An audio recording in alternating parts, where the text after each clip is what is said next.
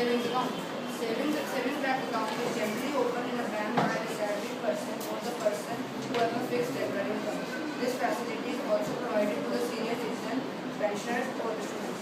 There are some commercial banks such as SBI Bank, HDFC, etc. There are also some public sector banks such as UCO Bank, SBI Bank, etc. There are some features of the savings account. Main feature of savings account is as follows. The main feature of the savings bank account is to promote saving. A minimum amount has to be kept on savings bank account. No loan facility is provided on the savings bank account. The rate of interest payable to us on the savings account is very nominal. At present, it is between 4% to 6% per annum. Generally, EMI for housing loan, personal loan, car loan are paid through SB Bank. PCS or e-banking are used to waiver of the bills such as electricity bill, fees, etc. Savings account is of continuing nature. There is no maximum period of holding. For withdrawing of money from the savings account, there are some restrictions. We can withdraw the money from the savings account either by the check or the withdrawal slip of the respective account. There are some advantages of the savings account. Savings account encourages saving habit. It also helps us to do online shopping. It provides us immediate fund as and when required. So, Fixed deposit.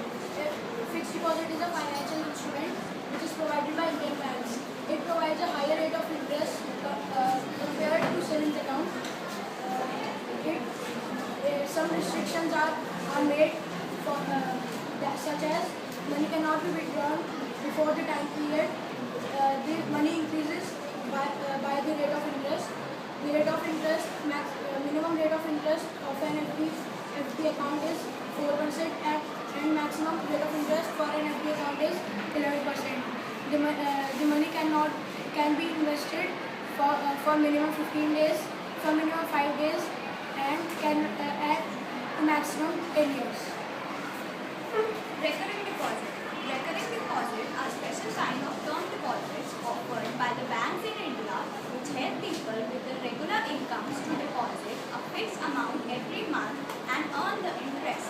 It is similar making FDs in monthly installments.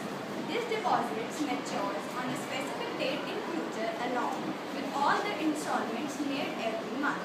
For example, if we invest 10,000 rupees for 1 year, since the interest is calculated quarterly, we will get maturity value as 12,579. At present, it seems to be one of the best methods of money yield after the years because TDS, that is tax deducted on source, is not applied on RDs. Its rate of interest is more as compared to other deposits and accounts. It allows people to make a good savings through regular monthly deposits.